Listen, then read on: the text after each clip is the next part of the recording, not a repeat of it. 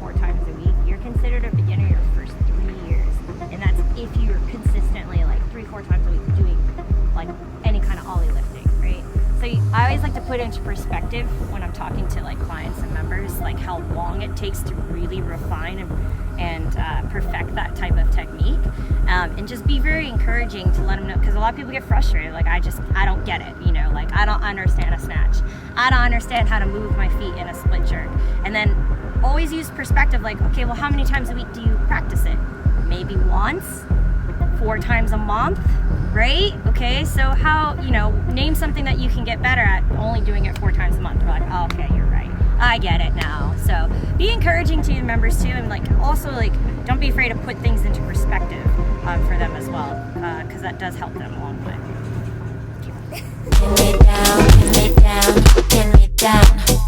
Guys, this is Coach Heather. I'm going to be going over driving under the bar in push jerks and split jerks with the staff and everyone here watching. What up? What's up? Wait, you're covering Storm, bro. No. What up?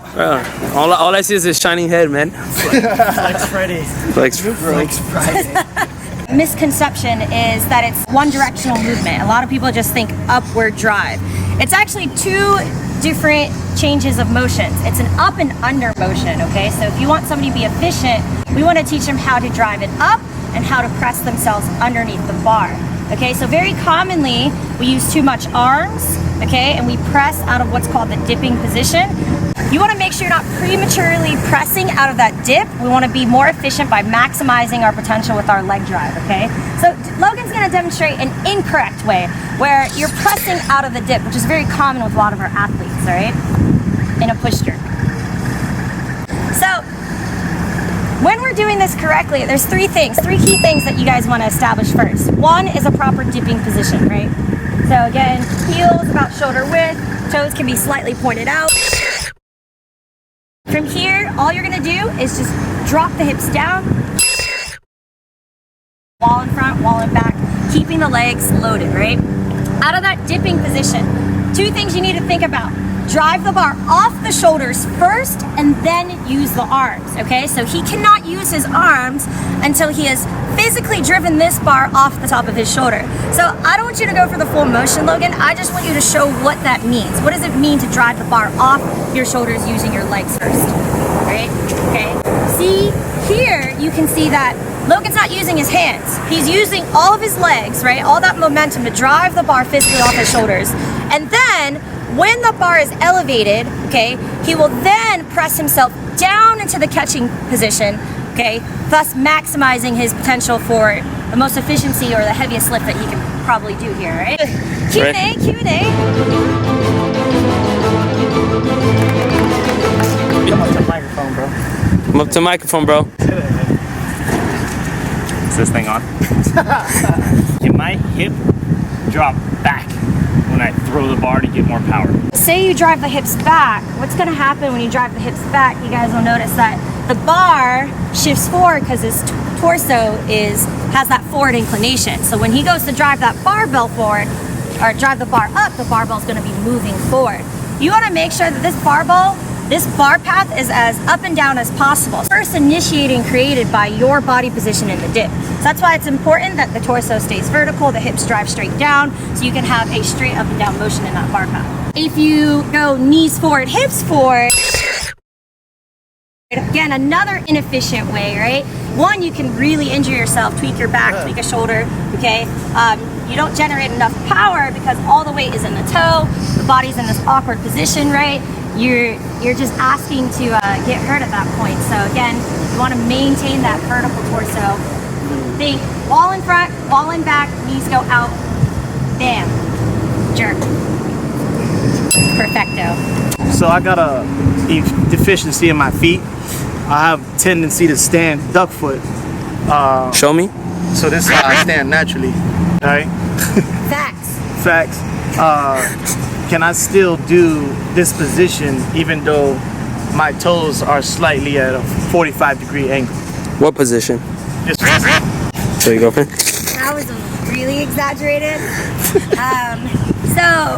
So you guys know it's called, most of the time that's called a retroverted hip, right?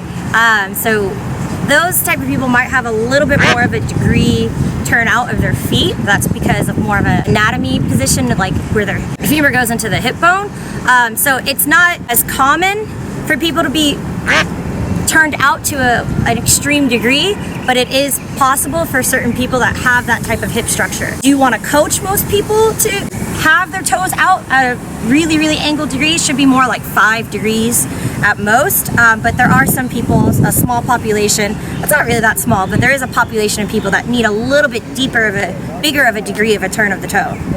So if my toes are turned out, and I like this position, right? This is even for myself, you know, I do have my toes turned out a little bit more. It's the same even drop, knees pushed out, even weight in the feet. It's the same position. My toes are just turned out a little bit more versus somebody who's a little bit more straightforward and they do this. Okay, it's the same thing, just toes are turned out. It's just really important that as a coach that you really describe even foot in the weight, or sorry, even weight in the foot. That's it. So, as from a coaching standpoint, Cody, Orlando, Jenna, okay, I check when I'm weightlifting or I'm coaching weightlifting. I am always looking at people's feet, okay, because the feet tell a lot about where they're shifting, how they're standing, posture, if they have enough power, because again, you want to always, the easiest cue to revert to is if somebody's going for a jump height, right? Height, what's the word? Come on, help me out. English, second language. Vertical jump, that's it. Right? That's it. Somebody's going for a vertical jump, right? That's the easiest connection for somebody to make about weight distribution in the feet. So I always use that as a cue, like, hey, do this real quick. Where do you put your feet if you're jumping for height, right? And so when they're down here in that position, oh, that's what you mean by center the feet or center the weight. Cool. Questions, concerns, answers? All right. They're dipping, they're driving, but when they catch, they always catch here, okay, and then they stand up and through. I guess it's 2-part. Is that bad for their shoulders at all? And is it a risk? And then how do I fix that?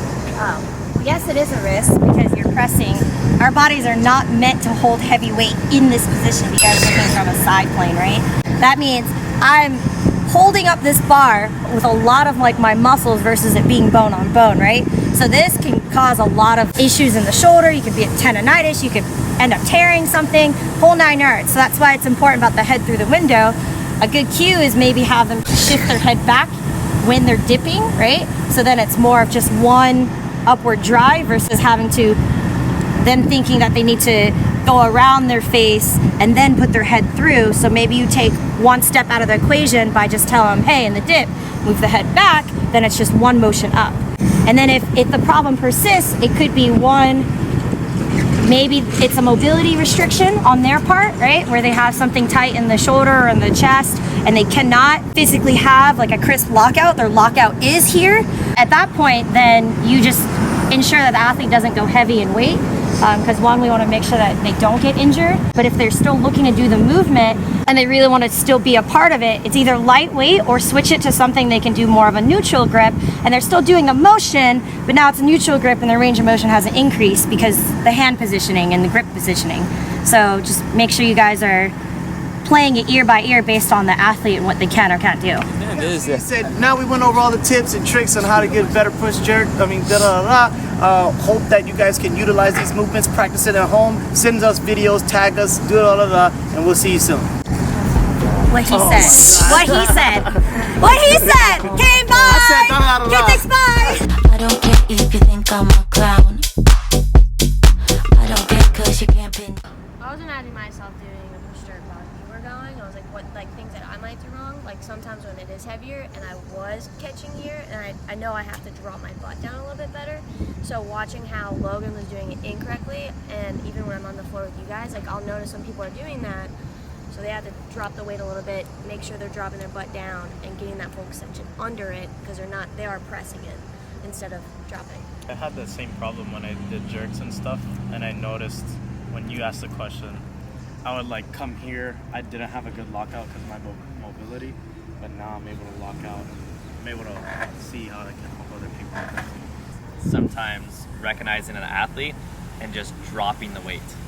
getting them to go back down and weight to actually learn the movements is really important, because sometimes you won't, right? For me, coaching, I have a better opportunity with women than I do with men. That's just the truth, right? You have to have that conversation like, hey, let's go back down and weight so we can actually get better at the movement.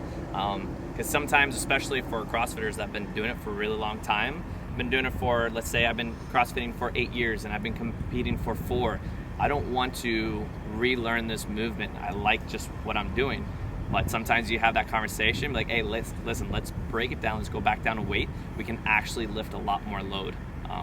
That happens too, which is really good, because if they have that connection and actually become more efficient with it, they get extremely happy. I just want to point out, look at my leg, Logan. Look at this. White man. Look at that muscle, no, boy. muscle, bro. Oh, Look look at at that Why? definition. Oh, yeah, look at that. Dude, I'm sorry, I thought that was a zip at first, and I realized. Flex Friday, baby. Get the veins in there. Little by little.